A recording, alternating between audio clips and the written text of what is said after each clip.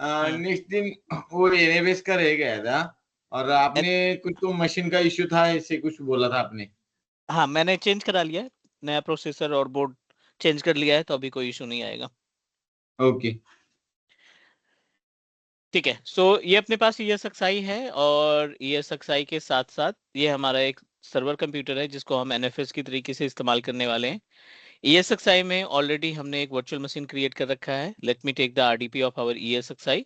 इसका GUI access कर लेते हैं ताकि आप आसानी से समझ सकें कि how ISKZ can perform the task, how we can manage our share storage.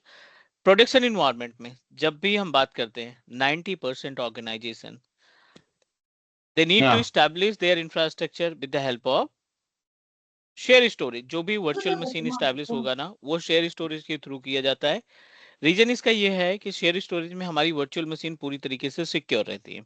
Correct. So correct। Let me access our ESXi। जो भी हमारा ESXi होस्ट है, उसको हम एक्सेस करते हैं पहले, और then we try to understand about how it can perform the task. ये किस तरीके से टास्क परफॉर्म करेगा उस पे बात करते हैं। 192.168.1.14 this is the IP address, और मशीन हमारी जो है वो ब्रिज कनेक्शन में होनी चाहिए, because we are trying to access our virtual machine through the base computer. जब भी हम बेस से एक्सेस करते हैं, हमारी मशीन जो है वो ब्रिज कनेक्शन पे होना इंपॉर्टेंट है। Correct. And your machine must be ping with the devices. जो भी हमारे पास डिवाइसेस है उनसे कम्युनिकेट होनी चाहिए। 192.168.1.14। हाँ, मेक श्योर कि ये कॉन्फ्लिक्ट ना हो किसी से। अगर ये हाँ कॉन्फ्लिक्ट होती है तब आपको देखना पड़ेगा कि like you need to change the IP address. शायद से ये कॉन्फ्लिक्ट हो रही है, सो एक बार वेरीफाई कर लेते हैं इसको हम।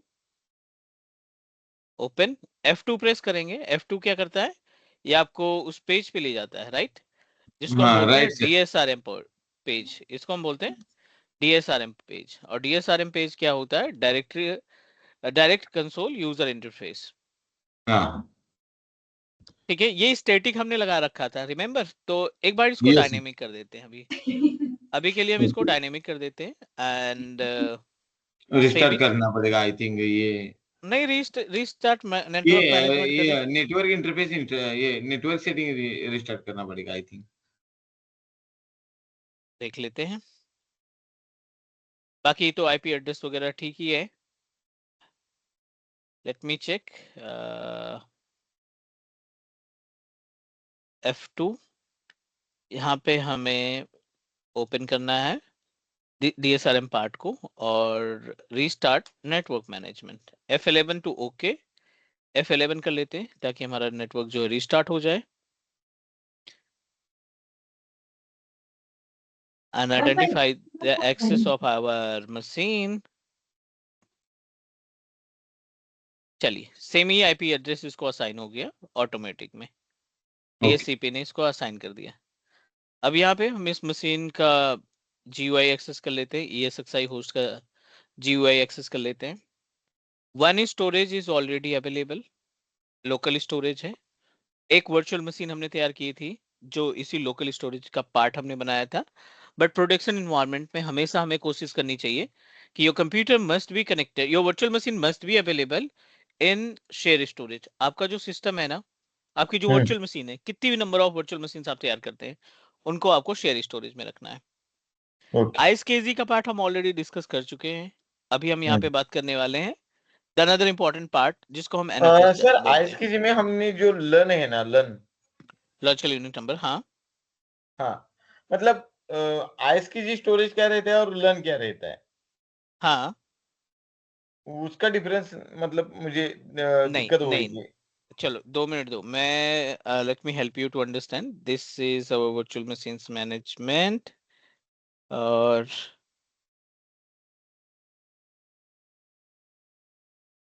यहाँ पे हमने कई सारे पार्ट डिस्कस किए थे। ये वाली लिस्ट थी जो हमने लास्ट डिस्कशन किया था हमने, राइट। हाँ हाँ। हमने इनके बीच में जो गैप है ना, हमने हम्म, स्टोरेज समझने की कोशिश की थी कि हाउ स्टोरेज कैन वर्क। हाँ। सैन और नैस अच्छे से समझा था।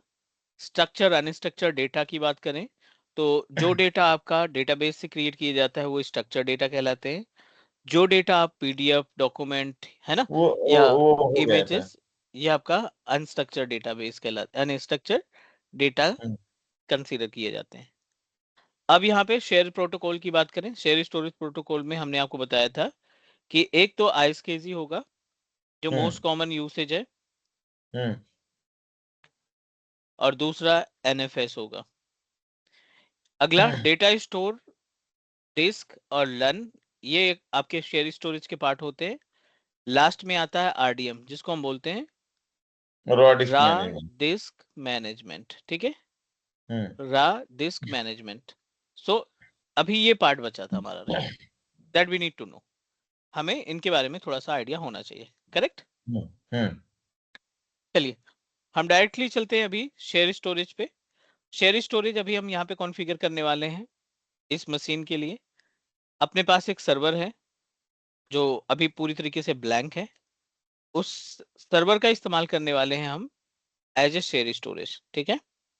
ओके, आप यहाँ पे जाएं, फाइल मैनेजर पे जाएंगे, फाइल मैनेजर पे सर्वर मैनेजर पे जाकर ऐड रोल एंड फीचर्स पे नेक्स्ट पे जाएंगे, नेक्स्ट पे जाएंगे, अगेन नेक्स्ट, और यहाँ पे आप देखिए फाइल एंड स्टोरेज सर्विसेज है, इसको एक्सप्लोर करिए।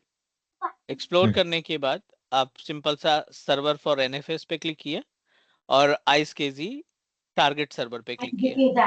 हाँ, ये दो प्रोटोकॉल्स की मदद से हम अपने इन्वायरमेंट में सेटअप करने वाले हैं, हाँ, क्लियर।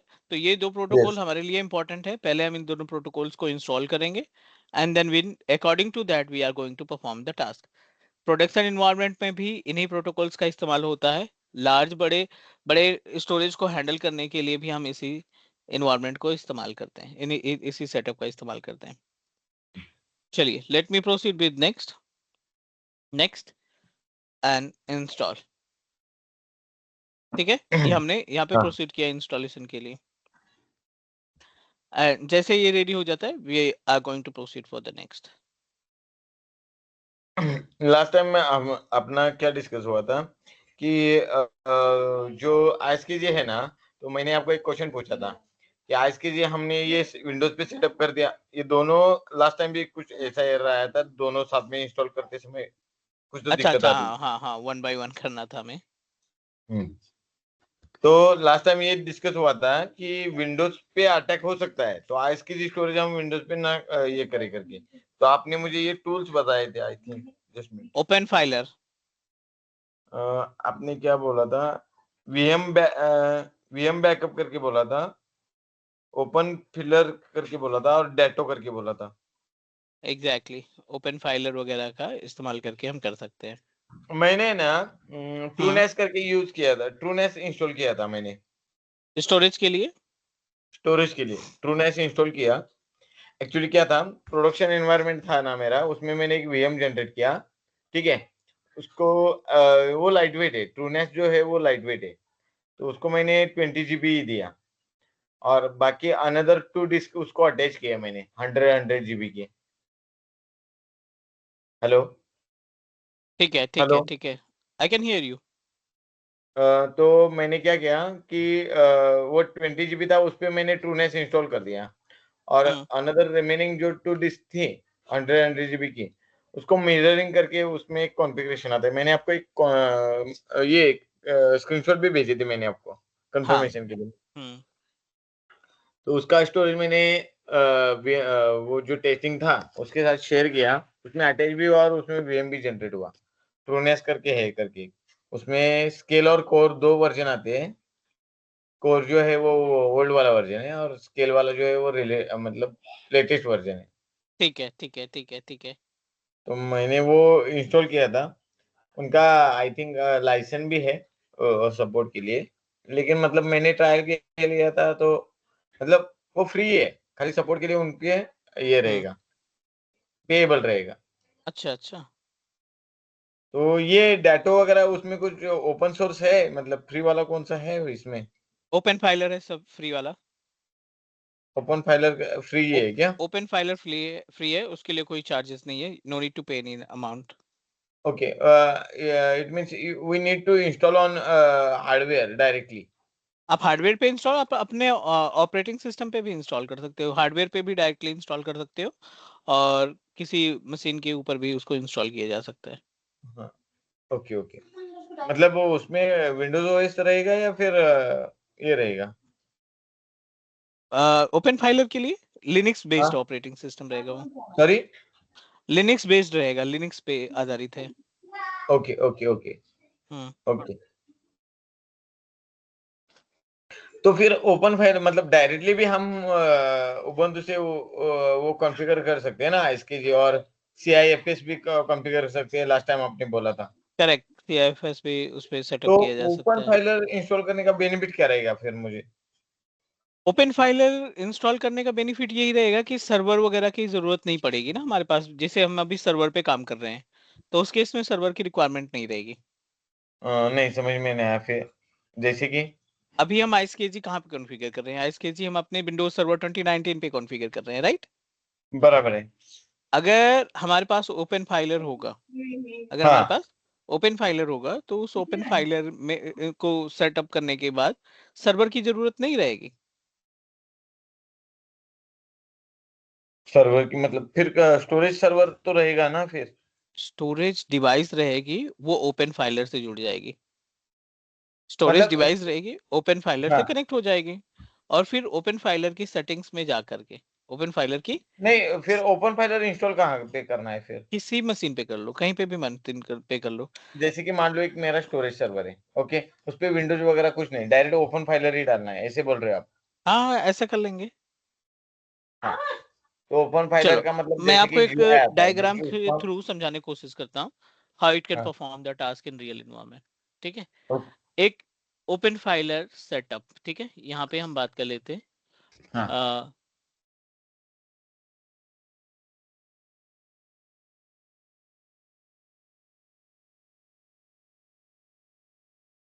Open filer setup. इसमें दोनों चीज ध्यान में रखना है, हमें हार्डवेयर भी ध्यान रखना है और सॉफ्टवेयर भी ध्यान रखना है। ओके, अब मान लीजिए आपने एक स्टोरेज स्टैब्लिश किया यहाँ पे, जिसकी टोटल कैपेसिटी थी 50 टीबी के आसपास, ठीक है, ये ओके, हमारा टोटल स्पेस था। कई हम्म, सारे इसमें रेड वगैरह बना रखे हैं, मतलब एज पर द रिक्वायरमेंट हमने इसमें बहुत सारी चीजें एक्टिविटी परफॉर्म कर रखी है, लाइक दिस, ठीक है। ये हम्म। 50 टीबी का स्टोरेज डिवाइस है। उसमें हमने कोई ये किया है, ऑपरेटिंग सिस्टम इंस्टॉल किया है या नहीं? No no no no no, अभी तो हम स्टोरेज डिवाइस की बात करें ना, this is storage device, okay okay, ये हमारी स्टोरेज डिवाइस है। अब हम्म, यहाँ पे एक मशीन पे आप क्या करेंगे, ओपन फाइलर इंस्टॉल कर लीजिए। ये ओके, आपने एक सॉफ्टवेयर को इस पे इंस्टॉल कर दिया, ओपन फाइलर को, लैन हम्म, केबल के जरिए इनके बीच में कनेक्टिविटी हो गई। ओके, अब अपने पास मल्टीपल ESXi होस्ट यहाँ पे अवेलेबल है। हम्म, हम्म, ESXi होस्ट 1, यहाँ पे ESXi होस्ट 2, ठीक है, या ESXi होस्ट 3। कई सारे ओके, ESXi होस्ट हम अपने इन्वायरमेंट में कनेक्ट कर रखे हैं और ये भी हमारे नेटवर्क का पार्ट है। ये सारी डिवाइसेस एक नेटवर्क में कनेक्टेड है, क्लियर। और हम्म, ये हमारा यहाँ पे जुड़ा हुआ है।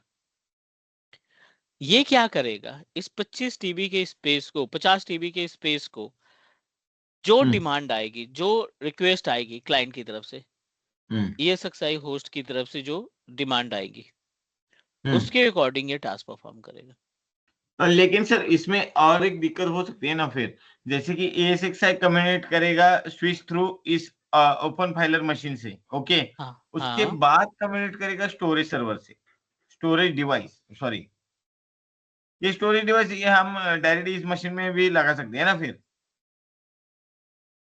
एक बार फिर से बोलो। ये स्टोरेज डिवाइस जो है 50 TB का, वो हाँ डायरेक्ट लैन से कनेक्ट करने से अच्छा है ना फिर इसको, जो ओपन फाइलर जो मशीन बनाई है हमने, उसको हाँ, डायरेक्ट भी अटैच कर सकते हैं ना विदाउट लैन? नहीं विदाउट लैन कैसे कनेक्ट कर पाओगे, कोई ना कोई कनेक्टिविटी तो होनी चाहिए। नहीं नहीं नहीं, मैं ये बोल रहा हूँ, जैसे कि ओपन फाइलर अपनी एक मशीन, फिजिकल मशीन ही कंसिडर कीजिए, ओपन फाइलर की जो आपने मशीन भी ग्रीन कलर की मशीन भी बनाई है, उसको एक पूरा सर्वर ही बना दीजिए, उसमें हम storage server, storage device add करके मतलब हार्ड डिस्क अटैच करके उसको ही ओपन फाइलर सर्वर बना सकते हैं ना हम।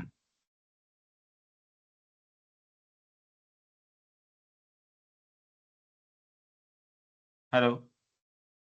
हाँ हाँ, आई कैन हियर यू। ये जो डिवाइस है, जैसे कि आप मान लो कि स्विच से कनेक्शन कहाँ आ रहा है, ओपन फाइलर पे आ रहा है, बराबर है। हाँ हाँ, और ओपन फाइलर से फिर से लैन कनेक्शन होके स्टोरेज पे जा रहा है। ये तो मैंने केवल समझाने के लिए बनाया है। Okay okay okay okay okay. Production environment में कुछ ऐसा होगा। ये तो मैंने केवल थोड़ा सा कि ग्राफिक के थ्रू आप अच्छे से समझ पाओ। Okay okay okay. ये एक ही स्विच रहेगा पूरे इन्वायरमेंट में। हाँ, तो मैं यही बोल रहा हूँ कि जो स्टोरेज डिवाइस है वो एक सर्वर ही बना सकते हैं हम, ऐसे बोल रहे हो आप। नहीं नहीं नहीं नहीं, हम्म। Storage device dedicated storage device है। Okay storage device dedicated storage device है। जैसे इसमें लैन केबल वगैरह सब कुछ रहेगा, ठीक है। ओके। लेकिन इस पे ऑपरेटिंग सिस्टम नहीं रहेगा, ऐसे बोल रहे हो आप। इसमें ऑपरेटिंग सिस्टम नहीं है, इसको हम कनेक्ट करेंगे किसी टूल के थ्रू। हाँ, लेकिन वो टूल कहाँ पे इंस्टॉल करना है, वही बोल रहा हूँ मैं। आ रहे हैं ना, वहीं पे आ रहे हैं। ये आपका पर्सनल लैपटॉप हो गया फॉर एग्जांपल। हम्म ये आपका पर्सनल लैपटॉप हो गया।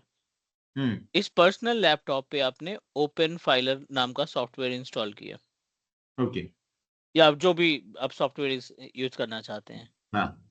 इंस्टॉल के लिए, और इस हम्म। मशीन को भी इसी नेटवर्क में आपने कनेक्ट कर दिया।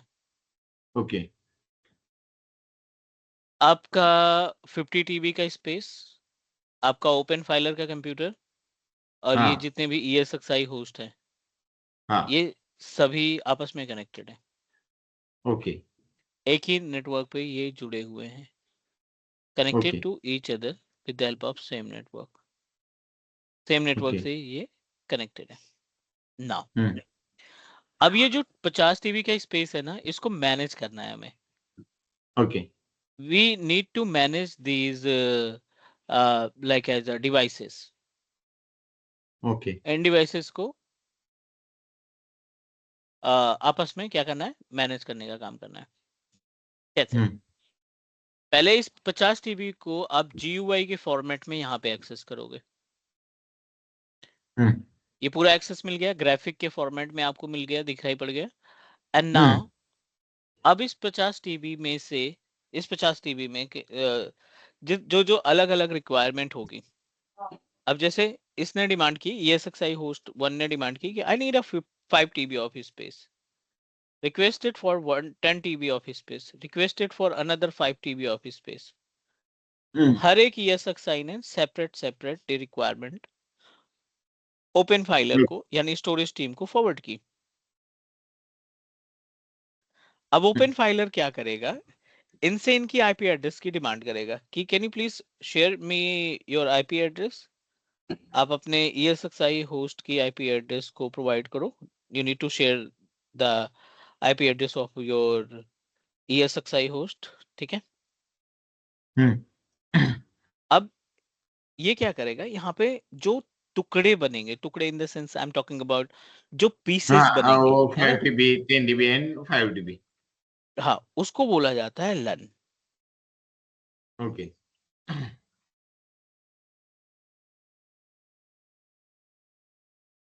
इसको हम बोलते हैं logical unit number. Okay 5 TB लन हो गया, ठीक है। यहाँ पे 10 TB का लन हो गया, लाइक दैट। ओके ये ओके ओके। आपका अगेन 5 TB का लन हो गया। तो ये जो छोटे छोटे स्पेस हम असाइन करते हैं ना, ये हाँ। स्पेस आपके कंसीडर किए जाते हैं as a logical unit number. इसको हम क्या करते हैं, as a logical unit number consider करते हैं। Okay okay. Clear? Clear sir.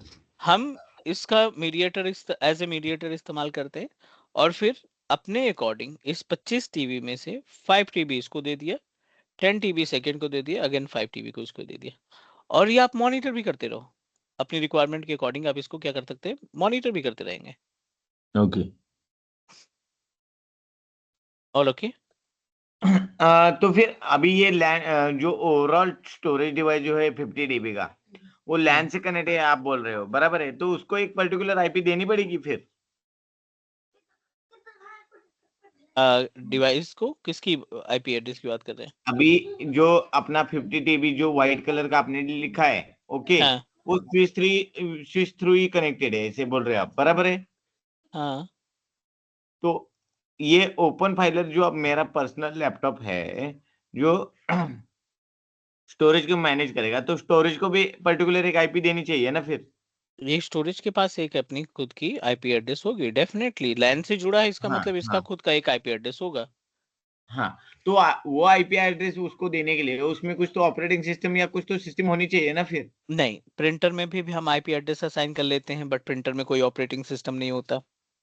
हाँ तो फिर बायोमेट्रिक मतलब, बायोमेट्रिक हाँ डिवाइस में भी हम आईपी एड्रेस प्रोवाइड कर देते हैं, उसमें भी कोई लाइक ऐसा ऑपरेटिंग सिस्टम नहीं होता।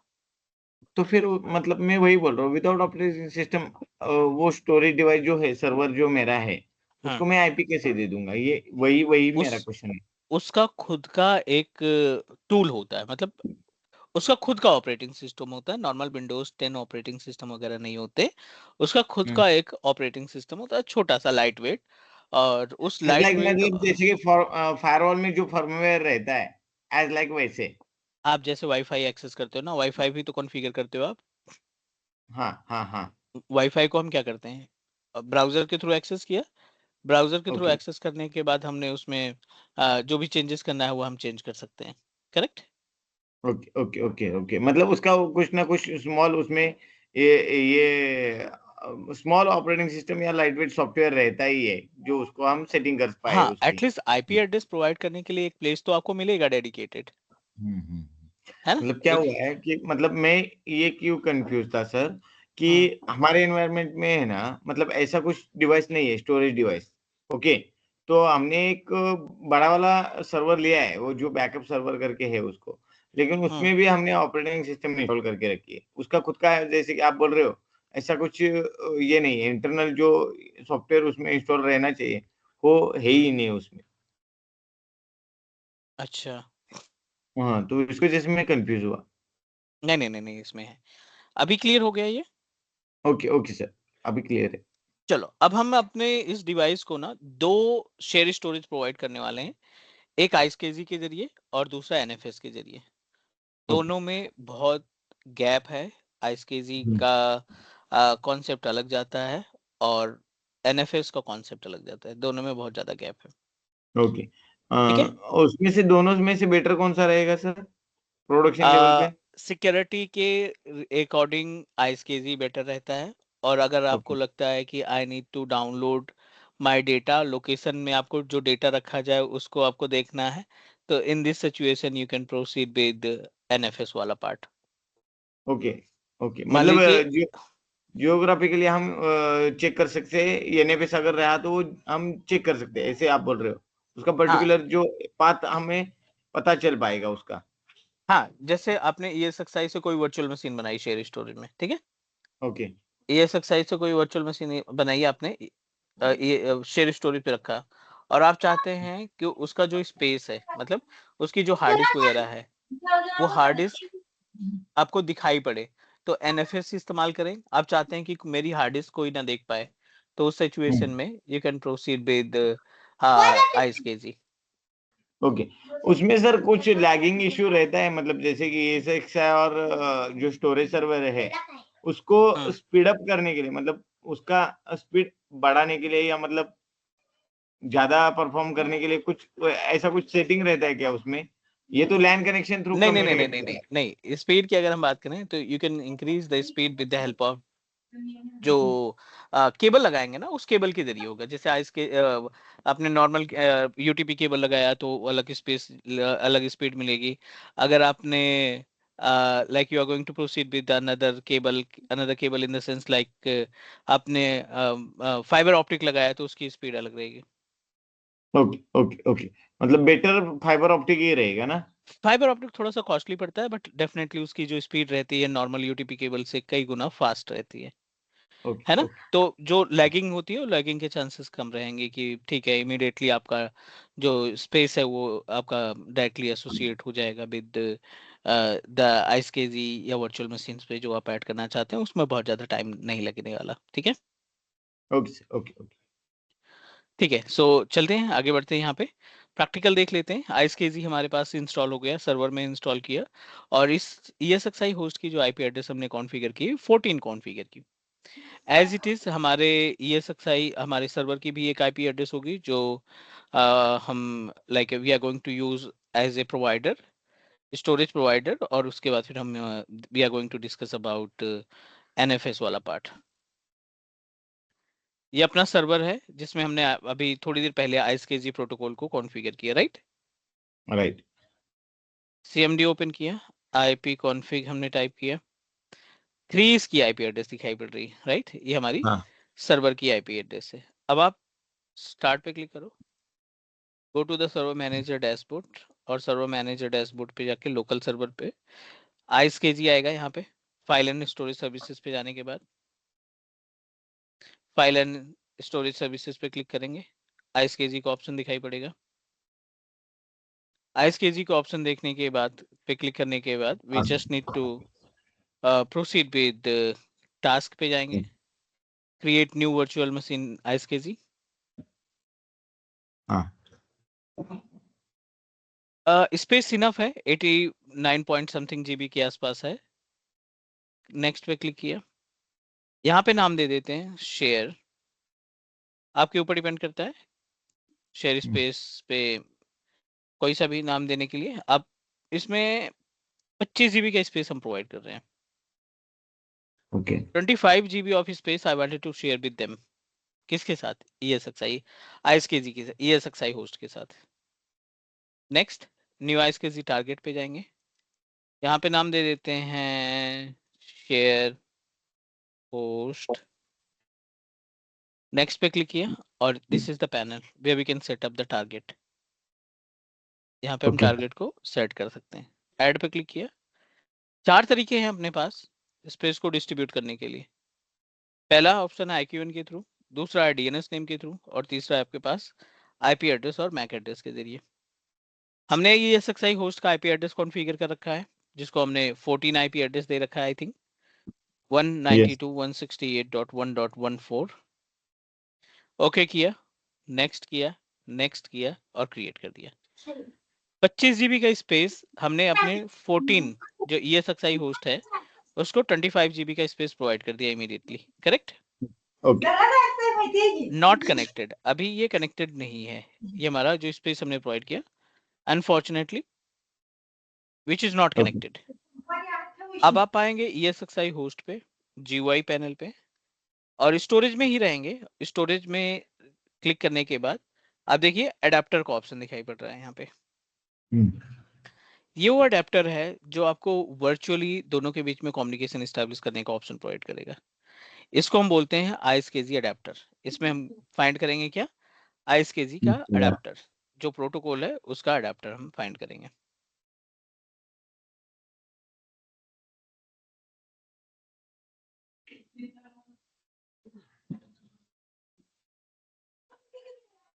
हमारी आईपी जो है ना वो कॉन्फ्लिक्ट हो रही है शायद से, हाँ शायद कॉन्क्रीट ही हो रही हो।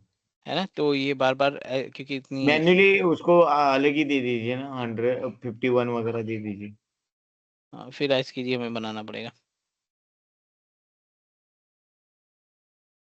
हाँ उधर हमने 14 दिया है, बराबर है।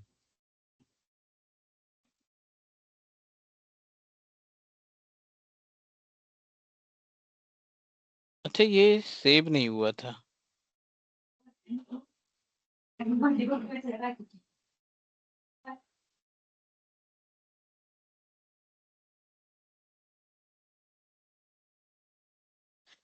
टेन आ रही है अभी, ठीक है, वो कॉन्फ्लिक्ट हो रही थी। ओके अब यहाँ ये पे भी रिस्टार्ट चेंज, मैनेजमेंट करना पड़ेगा ना? नहीं नहीं नहीं, हो गया है। इस पे थोड़ा सा देखते हैं इसकी प्रॉपर्टीज में जा करके। नहीं 14 ट्राई ही टू है। चेंज द आईपी एड्रेस, इसको चेंज करने की कोशिश करते हैं। न्यू टारगेट आईएसकेजी पे जाएंगे, कोई सा भी नाम दे दिया, और यहाँ पे ऐड पे क्लिक किया, आईपी एड्रेस पे गए। अब आईपी एड्रेस क्या मिल रहा है हमें? 168.1.10। 92 ये ESXi होस्ट का आईपी एड्रेस हो गया, और इसको असाइन कर दिया हमने, ठीक है। ओके 25 जीबी का स्पेस है, और यहाँ पे हम एक्सेस करते हैं नई आईपी एड्रेस के जरिए।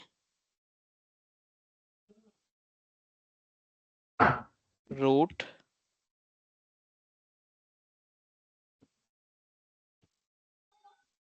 Clear, go to the storage, और यहाँ पे स्टोरेज पे टॉप पे देखो एक ऑप्शन दिखाई पड़ रहा है विच इज एडेप्टर्स। और हमें कौन सा एडेप्टर्स चाहिए? आईएसकेजी का सॉफ्टवेयर एडेप्टर्स, सॉफ्टवेयर आईएसकेजी एडेप्टर चाहिए। ओके।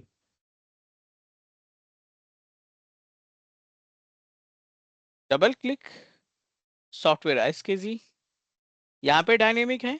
आईपी एड्रेस क्या था हमारा? सर्वर का 3 आईपी एड्रेस था। 3 था। हमने 3 आईपी एड्रेस प्रोवाइड किया और सेव कॉन्फ़िगरेशन पे क्लिक कर दिया। इंतजार करते हैं which is in progress.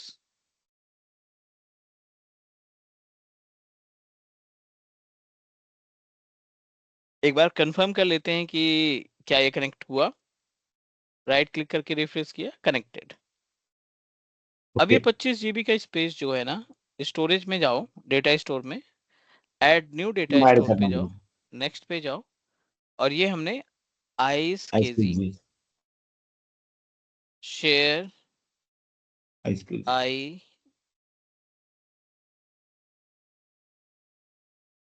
आईएसकेजी share आईएसकेजी कर दिया हमने नाम। कितना स्पेस चाहिए? I want to share the all space, I wanted to utilise the all space. जितना स्पेस था वो पूरा हमें चाहिए। हम इसको सेव कर लेते हैं, ठीक है। ओके। 25 जीबी का स्पेस यहाँ पे हमने असाइन कर दिया। ये लोकल स्टोरेज है। हाँ अब बराबर। दूसरा जो शेयर स्टोरेज है, दूसरा जो शेयर स्टोरेज है, वो शेयर हाँ स्टोरेज है आपका, जिसको हम कनेक्ट करने वाले हैं with the help of NFS, NMS. लेकिन एनएफएस सर प्रोटोकॉल के थ्रू।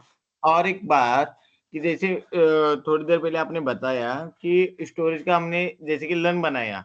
लन, ये जो लन है 25 GB का जो लन है, वो हमने असाइन कर दिया A6i फर्स्ट को। हाँ ठीक है। जैसे कि दूसरा लन बनाया और हमने वो असाइन किया A6i 2 को। ठीक है। तो in case first A6i down होता है, तो वो फिर ऑटोमेटिकली वो दूसरे पे कैसे स्विच होगा वो? अच्छा, आप HDRS की बात कर रहे हैं, right? Yes yes yes sir, है यस सर, एक्चुअली वही मतलब मेरा कंफ्यूजन उधर ही है। नहीं, ठीक है ठीक है। अब इसमें जो ESXi होस्ट है, अभी हमने हम्म, एक ही ESXi होस्ट ऑन किया, जबकि हमारे पास 2 ESXi हैं। हाँ ठीक है। हाँ। आपके पास 2 ESXi, 3 ESXi, 4 ESXi, 5 ESXi, जितने भी नंबर ऑफ ESXi होस्ट है, हम्म, आप हर एक ESXi को same same share storage provide कर सकते हैं। मतलब सेम आज के जो शेयर स्टोरेज उसको, मतलब 25, सेम ही जो लन बनाया है वो उस सब मल्टीपल सबको आईपी को हम शेयर कर मल्टीपल सकते आईपी वहां पे असाइन कर सकते हो। हैं। Okay okay okay. तो जो 25 तो जीबी का स्पेस है ना, हम्म हम्म वो 25 जीबी का स्पेस मल्टीपल ESXi होस्ट के लिए हो सकता है। हाँ, तो इन केस मतलब एचए और मतलब एचए के लिए तो वो वैसे ही स्टैंडर्ड ये है, मतलब प्रैक्टिस है। हम्म। Okay okay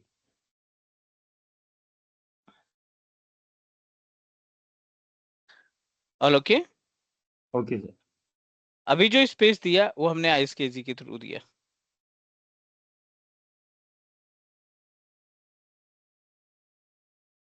we can assign the space with the help of NFS as well. हम इसको एनएफएस के थ्रू भी ऐड किया जा सकता है, करेक्ट। Correct sir. अब एनएफएस का समझते हैं थोड़ा सा। सेम सर्वर पे आ जाते हैं और सबसे पहले तो रोल इंस्टॉल करते हैं, बिना रोल के नहीं हो पाएगा। Yes sir. फाइल मैनेजर पे गए हम,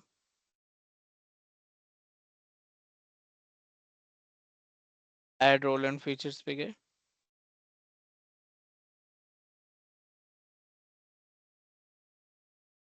और फाइल एंड स्टोरेज सर्विसेज पे गए।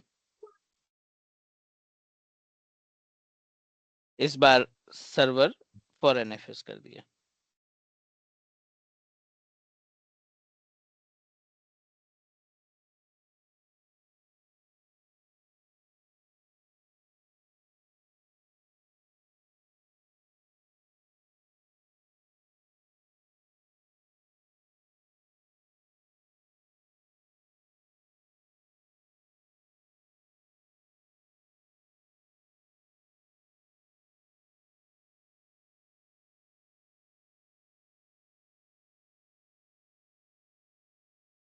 आई थिंक रिस्टार्ट रिक्वायर्ड रहेगा क्या, वो पहले वाला इंस्टॉल किया था तो।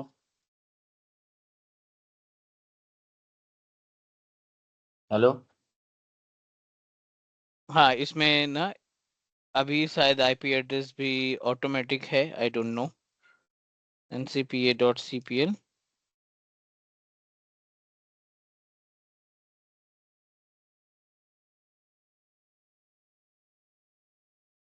हाँ, ऑटोमेटिक है, इसको मैनुअल आईपी एड्रेस भी दे देते हैं। ओके, मतलब ऑटोमेटिक डीसीपी रहेगा तो एनएफ स्टोरेज शेयर नहीं होता है ऐसे। नहीं नहीं नहीं, ऐसा कुछ नहीं है, नेटवर्क में होना चाहिए बस। फिर मतलब वो फीचर्स ऐड नहीं हो पाता है ऐसे। हाँ, फीचर्स में ऐड होने में थोड़ी सी दिक्कत होती है।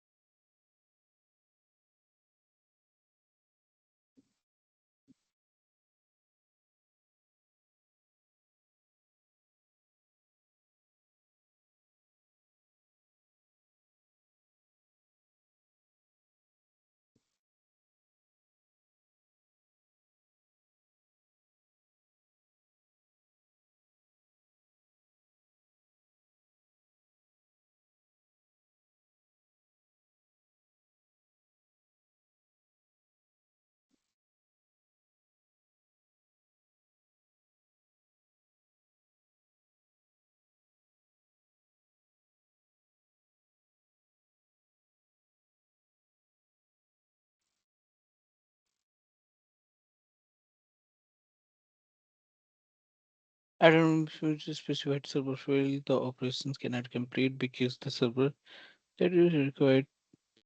How many time do I need to restart it?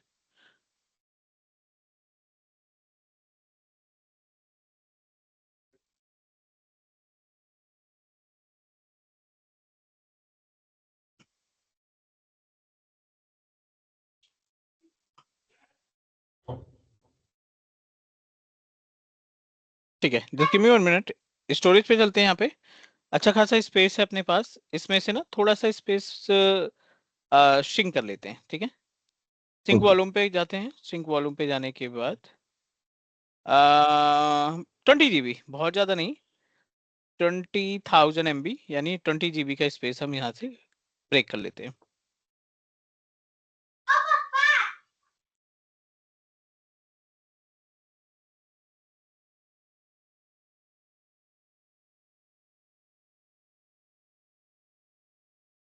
इसका पार्टीशन करते हैं।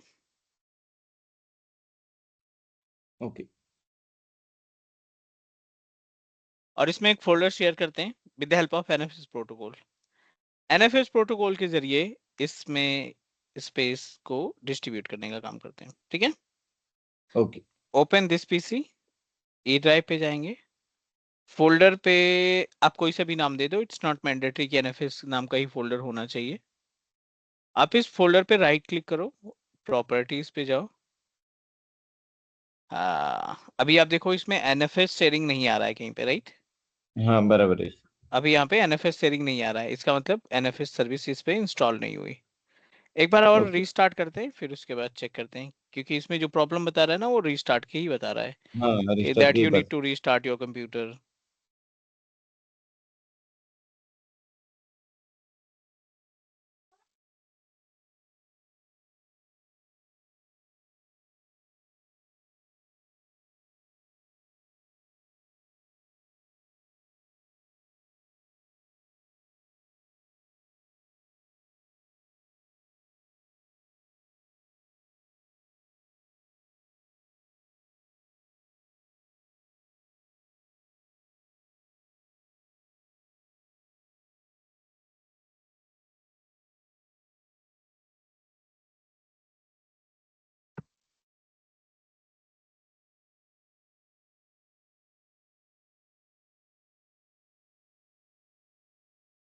Try to install it again.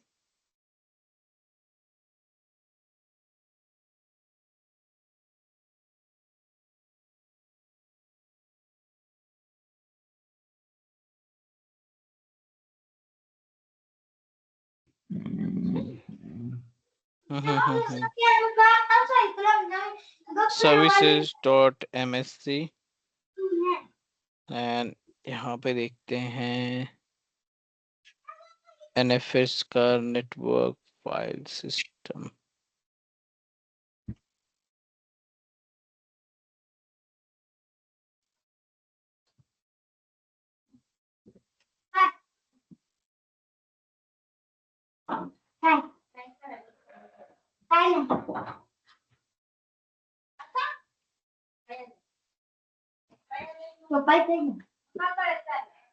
Windows cannot start NFS role on local computer.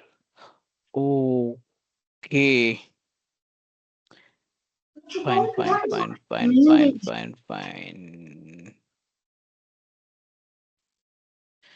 Actually, why we are not able to install it? इसके साथ थोड़ी सी problem है।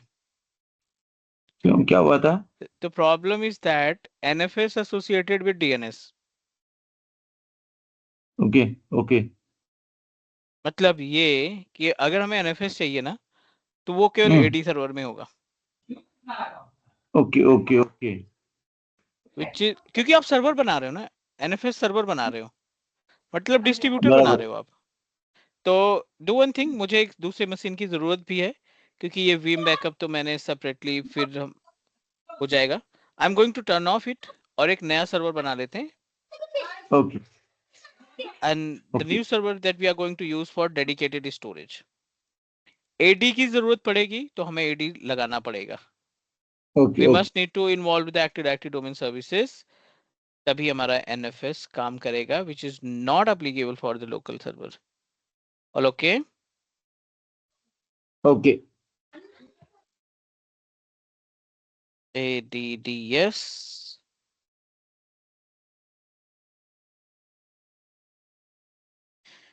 RAM हम दे देते हैं इसमें 8 GB के आसपास।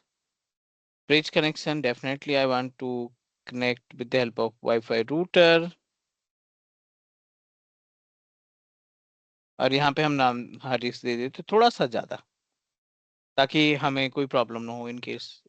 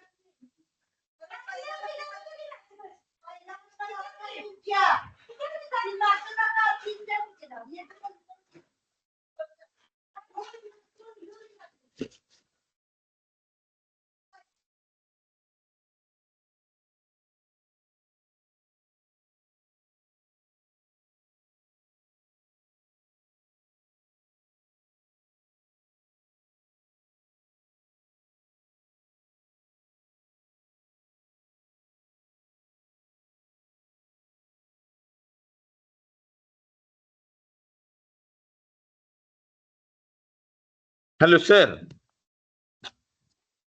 हेलो हाँ जी, हाँ जी, सर, मेरा एक क्वेश्चन था। अभी हमने data store sorry data centre version install कर रहे हैं, बराबर है? बिल्कुल। मतलब ये इससे थोड़ा हटके है।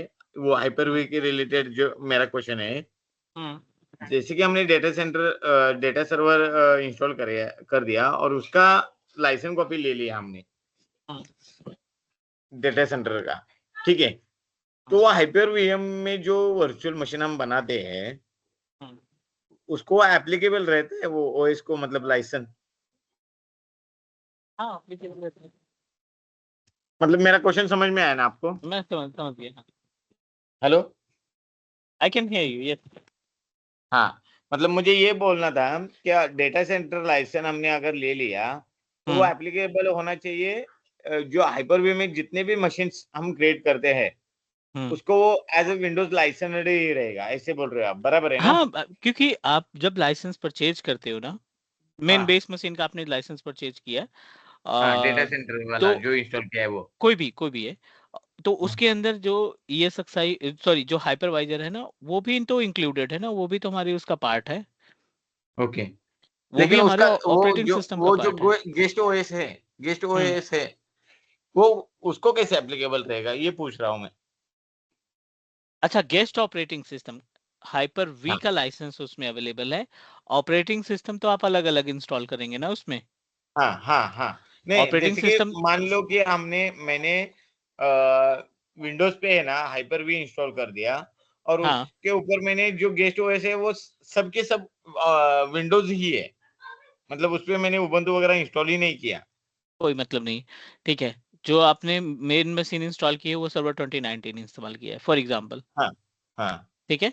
और दूसरा जो आप विंडोज मशीन इंस्टॉल कर रहे हो, मे बी विंडोज 10 या 16 विंडोज 20। 11 या 16 इस्तेमाल कर रहे हो, राइट? हम्म। तो ये सारे जो डिवाइसेस हैं, ये जो लाइक एज ऑपरेटिंग सिस्टम है, इनका सेपरेट लाइसेंस देना पड़ेगा। हाँ, मैं वही पूछ रहा था। हम्म, उनका लाइसेंस हम अलग से सेपरेटली प्रोवाइड करेंगे। Okay okay. मतलब डेटा सेंटर अगर हमने ओएस इंस्टॉल कर दिया और उसका लाइसेंस हमने परचेस किया, फिर भी वो जो गेस्ट ओएस है उसको तो अलग वाला लाइसेंस लेना ही देना पड़ेगा, ही ऐसे आप बोल पड़ेगा, रहे डेफिनेटली हो? You okay need to provide it. Okay okay okay. चलिए, सर्वर हमारा ऑलमोस्ट इंस्टॉल हो गया है and we are just going to install the ADDS. सबसे पहला टारगेट यही रहेगा कि इसमें हम एडीडीएस सर्विस को इंस्टॉल करें ताकि हम एनएफएस की सर्विस को इस्तेमाल कर सकें। तो ओके। दोनों हम वो एक ही एडीडीएस मशीन पे मुझे यूज थोड़ा, करेंगे, हाँ सॉरी। दोनों सर्विसेज एक में ही कॉन्फ़िगर करेंगे, मतलब आईएसकेजी और एनएफएस एक ही में रहेगा। ओके।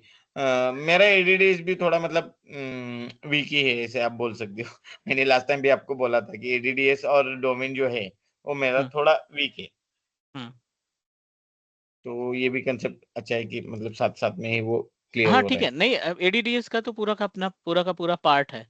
जब हमारा ओके ओके जब डोमेन कंट्रोलर को हम एसोसिएट करेंगे ना ये सक्साई होस्ट के साथ, ओके तो उसमें okay. We are going to discuss all. चलिए, अभी हम इसमें पासवर्ड दे देते हैं, हमारा जो कॉमन पासवर्ड है। I am going to provide the password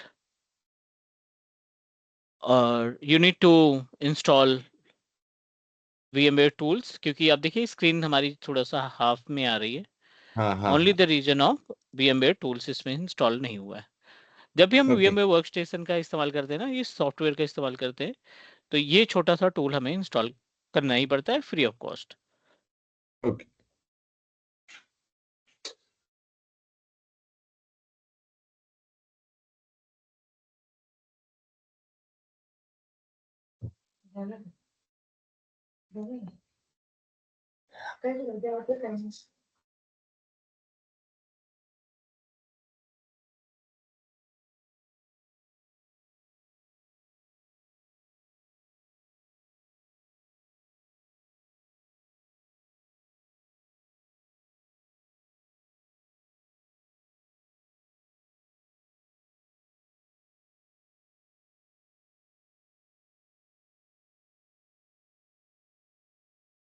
mandatory to restart जरूरी है।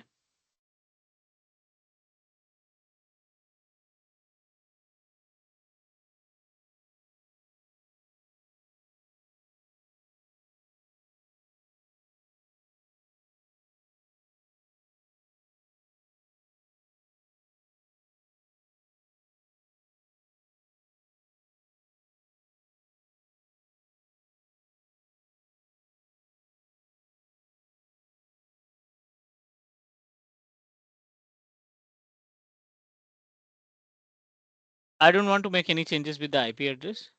ठीक है, आईपी एड्रेस वगैरह हम इसमें कोई वो नहीं करने वाले हैं। सिंपल सा ऐड रोल फीचर्स पे जाएंगे, पहले एडी इंस्टॉल करेंगे, फिर उसको प्रमोट करेंगे, फिर उसके बाद एनएफएस पे जाएंगे। ठीक है, active okay directory user domain, active directory domain services install पे गए। पप्पांचा तात्या विचार जाऊन येतो काय रुपेश काकांच्याकडे मग काय मी एकटी जाऊ गाडी ना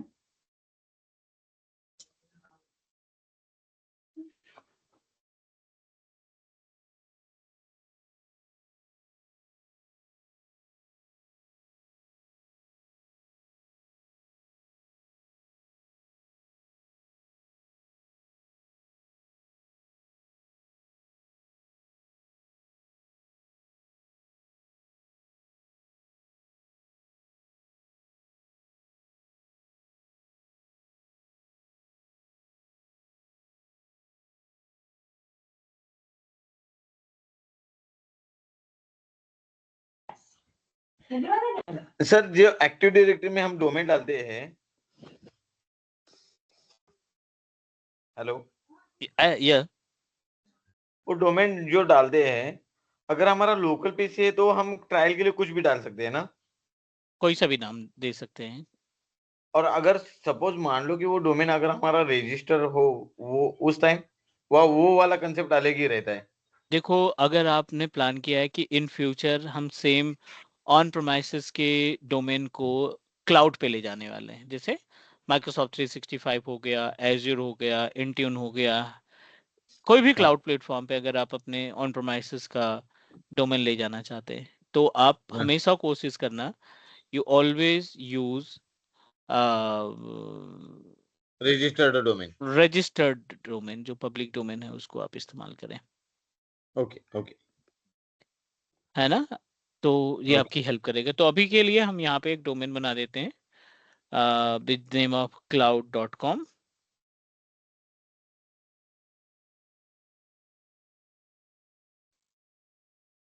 ये एक्टिव डायरेक्टरी का एक बार मतलब जब हम एक्टिव डायरेक्टरी देखेंगे ना, तो अभी हाँ ये हाँ फॉरेस्ट वगैरह जो भी है ना, उसका एक बार मुझे स्ट्रक्चर बता देना है, मतलब ये कैसे वर्कआउट होता है और क्या फ्लो होता है करके। हाँ, नहीं ठीक है, कंपोनेंट्स वगैरह हम सब इस पे बात कर लेंगे कि क्या क्या कंपोनेंट हाँ इनमें हाँ इन्वॉल्व होता है। ठीक।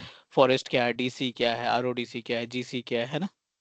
हाँ ठीक है सर, कई ठीक सारे टर्म्स यूज होते हैं, तो उन टर्म्स के बारे में हम लोग बात कर लेंगे, that we can clear our doubt. है। Okay sir, okay.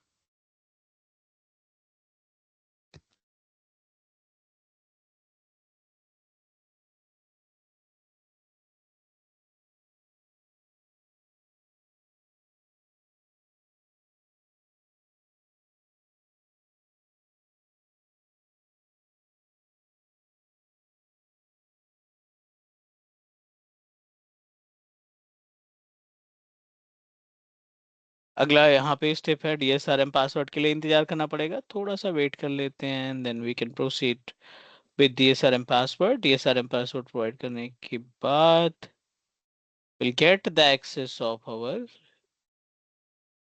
Domain controller है ना, फिर उसमें हमें डोमेन ओके कंट्रोलर का एक्सेस मिल जाएगा प्रॉपर तरीके से। ये DSRM पासवर्ड जो रहता है वो मतलब जो अपना ऑपरेटिंग सिस्टम को हमने दिया है वही देना पड़ता है या अलग वाला दे सकते हैं? क्या कह रहे हो? ये अभी जो पासवर्ड आप डाल रहे हो ना DSRM पासवर्ड, ये ऑपरेटिंग सिस्टम वाला जो है वही डालना है या अलग वाला डाल सकते हैं? देखो आपके ऊपर डिपेंड करता है, अगर आपको लगता है कि नहीं मैं याद करके रख पाऊंगा तो फिर दूसरा डालिए। ओके ओके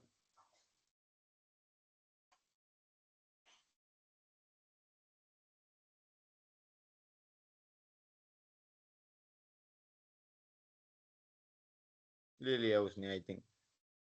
चलिए फाइनल स्टेप है, इसको इंस्टॉल कराते हैं।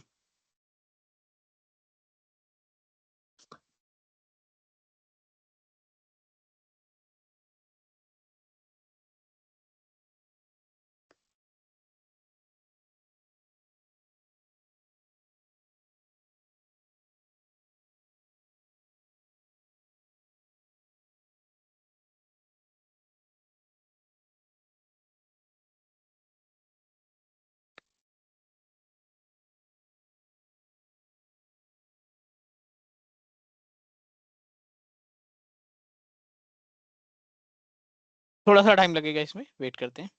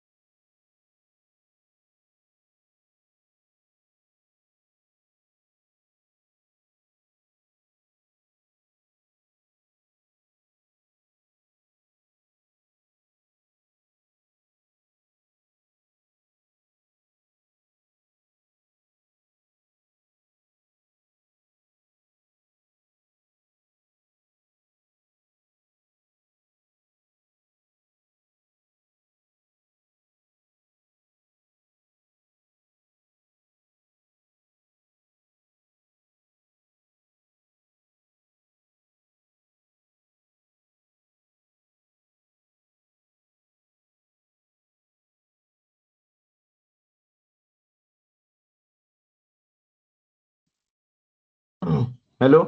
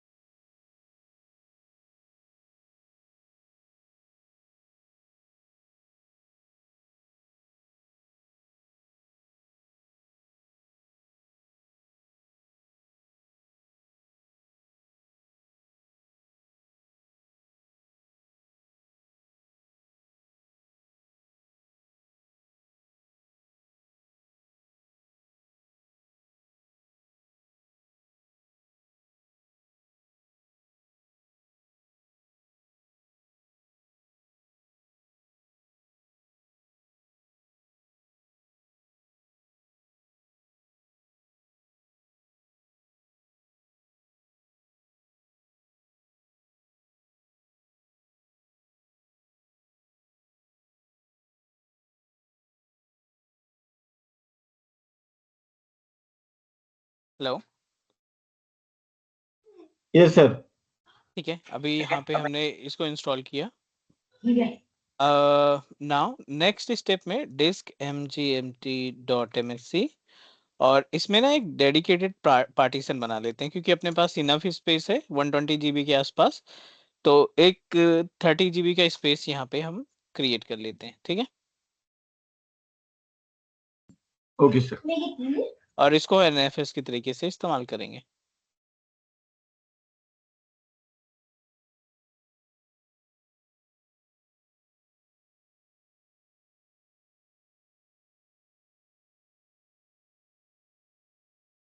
ये ड्राइव में एक फोल्डर बना लेते हैं NFS।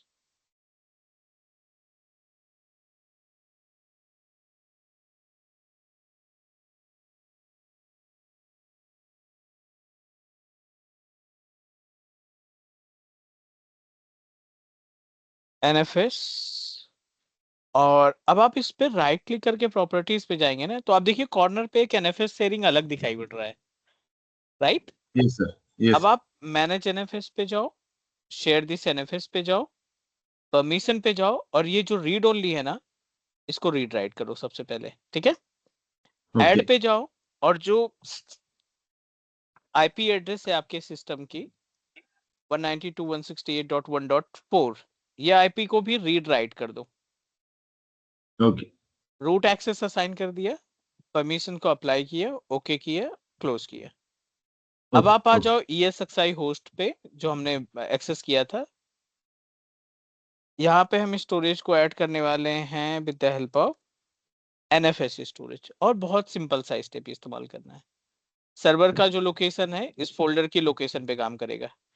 क्या है, E:NFS फोल्डर है, और इस मशीन की IP एड्रेस 4 हमें मिल रही है। ऐड डेटाबेस पे जाओ, माउंट NFS पे जाओ, नेक्स्ट यहाँ पे नाम दे दो NFS स्टोरेज, और यहाँ पे NFS सर्वर क्या था 192.168.1.4, और यहाँ पे आप E:, यही था, हाँ यही था। E:NFS, ठीक है, ये आपने पाथ दे दिया। नेक्स्ट पे क्लिक किया और फिनिश करा दिया। कितना GB स्पेस दिया था हमने? 30 GB दिया। 30 GB आ गया। ओके। वो सर ये NFS 3 और 4 में क्या डिफरेंस रहता है? वर्जन अलग है। अगर आप latest version of server use करते हो, लेटेस्ट वर्जन ऑफ सर्वर में जैसे you are going to establish Windows server 2022 2025, तो उसमें जो NFS वर्जन है ना वो 4.0 है। Okay okay. हम्म, और ये मतलब दो वर्जन है NFS के, 4.0, 4.0, 3.0। ओके। यहाँ तक कोई क्वेश्चन प्लीज?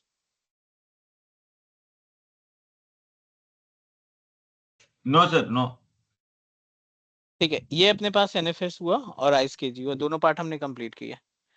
अगले ओके ओके। पार्ट में हम जो डिस्कस करने वाले हैं ना, विच इज रिलेटेड टू